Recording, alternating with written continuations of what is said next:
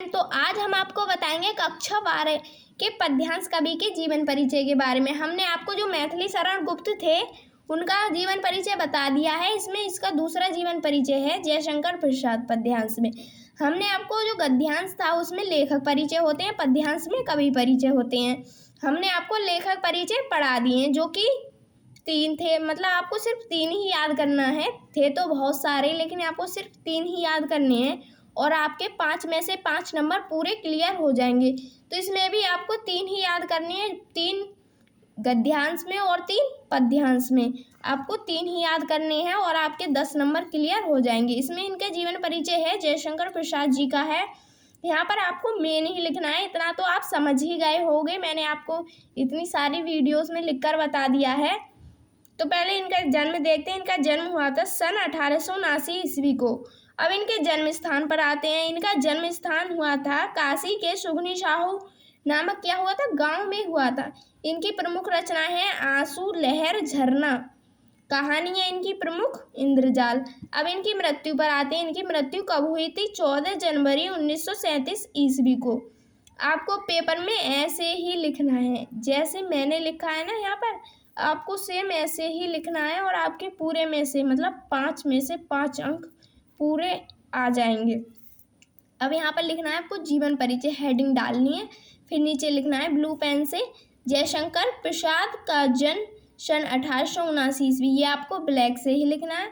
मैं काशी के सुगनी साहू जो गांव होता है ना उसको भी ब्लैक पेन से ही लिखते हैं हम। सुगनी साहू नामक प्रसिद्ध वैश्य नामक परिवार में हुआ था।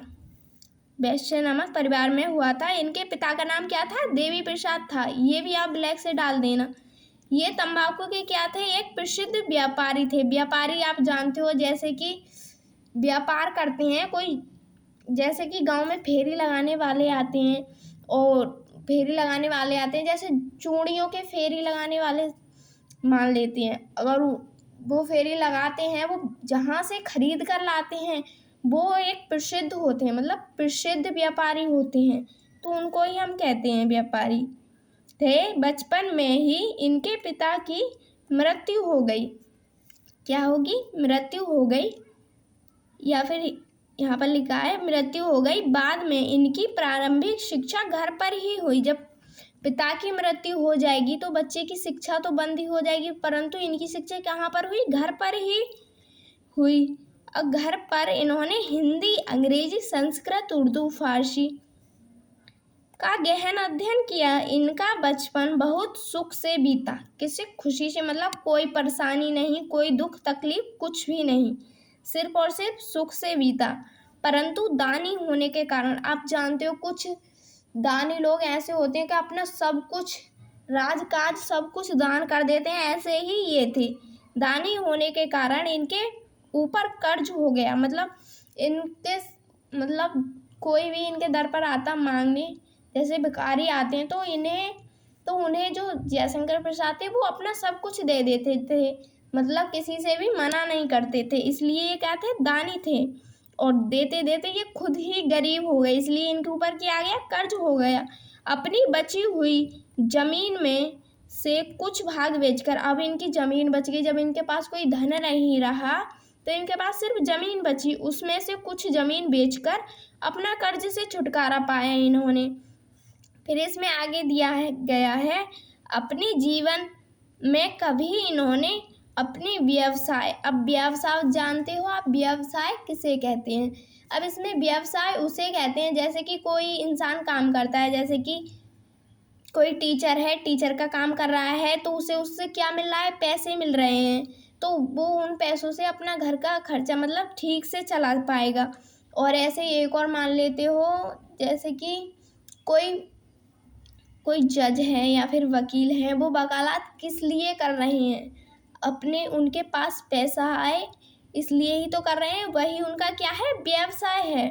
अपने व्यवसाय की ओर ध्यान नहीं दिया, परिणाम स्वरूप इनकी आर्थिक स्थिति, जब इन्होंने अपनी कारोबार की ओर ध्यान नहीं दिया तो इनकी स्थिति तो बिगड़नी ही थी। बिगड़ती हुई और चिंताओं ने इन्हें घेर लिया। जब स्थिति बिगड़ गई, जब घर का खर्च नहीं चल रहा है इन पे, तो इन पर क्या आ गया? चिंताएं आ गई। मतलब चिंताओं ने इन्हें क्या कर लिया, बिल्कुल घेर लिया। अब इसमें आगे दिया गया है बाल्यावस्था से ही इन्हें, जब ये बचपन से ही इन्हें क्या था, काव्य में दिलचस्पी थी, जो समय के साथ साथ बढ़ती गई।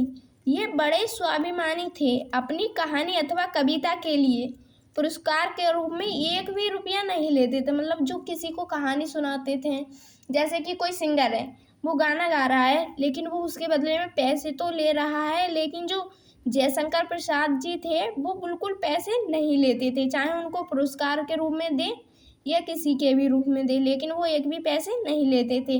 अब इसमें आगे दिया गया है, अर्थात इनका जीवन बड़ा नपा तुला था, परंतु दुखों के निरंतर आघातों से ये ना बच सके। मतलब जब इनको ऊपर ज़्यादा दुख आए तो ये नहीं बच सके, मतलब उन्हें नहीं रोक सके। अब इन पर आगे लिखा है, अल्पावस्था में ही 6 रोग ग्रस्त, इनको क्या हो गया, 6 रोग हो गया, ग्रस्त होकर सन 1937 ईस्वी को ये स्वर्ग से धार गए। कितनी ईस्वी को, 1937। आपको ये लिखना है ब्लैक पेन से। अब उम्मीद है आपको जहाँ तक मैंने अभी बताया यहाँ तक तो समझ में आ गया होगा। यहाँ तक तो आपके 3 नंबर का था। अब इसमें जो साहित्यिक परिचय दिया गया है, ये है साहित्यिक परिचय। ये जो इतना बड़ा है ना, इसमें आपके 2 नंबर ऐड हो गए, इसलिए ही तो इंटर में कितने मार्क्स का आता है ये आता है 5 नंबर का, 3 का जीवन परिचय और 2 का साहित्यिक परिचय। अब इसमें साहित्यिक परिचय में पढ़ते हैं हम, इसमें क्या दिया गया है। इसमें दिया गया है, प्रसाद जी असाधारण प्रतिभाशाली कवि थे, मतलब असाधारण थे, क्या थे, कवि। उनके काव्य में एक ऐसा आकर्षण एवं चमत्कार था। आकर्षण एवं चमत्कार आप जानते ही होंगे, आकर्षण किसे कहते हैं, मतलब किसी की ओर आकर्षित होना, किसी की ओर आकर्षित होना। जैसे कि हम किसी का गाना सुनते हैं, किसी को देखते हैं, अगर वो सुंदर होगा तो हम उसकी तरफ आकर्षित हो जाते हैं, मतलब अट्रैक्शन हो जाता है। तो ऐसा ही उनके किस में था, काव्य में था, चमत्कार था। चमत्कार है कि हृदय पाठक उसमें रसमग्न होकर, मतलब जो सुनते थे उनके काव्य को, उसमें रसमग्न होकर अपनी सुध-बुध को खो बैठते थे। अर्थात वे आधुनिक हिंदी काव्य गगन के जिसके समान कोई ना हो, और ये बहुत तेजस्वी थे। क्या थे, इनके समान कोई भी ना था, और ये बहुत ही ज़्यादा तेजस्वी थे, मतलब काम करने में और अपने काव्य करने में बहुत ही ज़्यादा अच्छे थे। अब इसमें आप बहुत ही ज़्यादा अच्छे थे, क्योंकि इनके काव्य को जो कोई भी सुनता था वो उनके काव्य को सुनकर रसमग्न होकर उनके काव्य में अपनी सुध-बुध खो बैठता था, क्योंकि उनके काव्य इतना अच्छा था, लोग सुनते ही मग्न हो जाते थे। अब इनकी रचनाओं पर आते हैं, इनकी रचनाओं पर क्या दिया गया है। इनकी रचनाएं हैं, आपको ज़्यादा रचनाएं नहीं लिखनी है, थोड़ी सी लिखनी है, चाहे आपको 3 हो 3 लिख देना, लेकिन याद होनी चाहिए, 1 या 2 तो ज़रूर ही याद होनी चाहिए। इनकी प्रमुख इनकी रचनाएं मैं बता रही हूँ। आंसू है, आंसू, लहर, झरना, चित्रधारा, कानन, कुसुम, चंद्रगुप्त और ध्रुव स्वामिनी आदि। इतनी क्या है इनकी रचनाएं हैं। उम्मीद है आपको ये समझ में आ गया होगा जो मैंने अभी आपको बताया। आपको सिर्फ ये वीडियो 1 बार देखनी है, अगर 1 बार में समझ नहीं आए तो आप इसे दोबारा देख लेना, नहीं तो आपको दोबारा देखने की नौबत ही नहीं आएगी, आपको ये 1 बार में ही समझ में आ जाएगा। देखो, मैंने जो क्वेश्चन बैंक थी और किताब थी, उन दोनों में से छांट कर लिखा है, ये बहुत ही अच्छा है, आप इसे ज़रूर ही तैयार कर लेना, ठीक है। ये आपके पेपर में आ सकता है। तो उम्मीद है आपको इतना कुछ मैंने बताया है समझ में आ गया होगा। अगर अच्छा लगे, हमारी वीडियोस अच्छी लगे तो हमारे चैनल को लाइक और सब्सक्राइब ज़रूर कर देना। Thank you.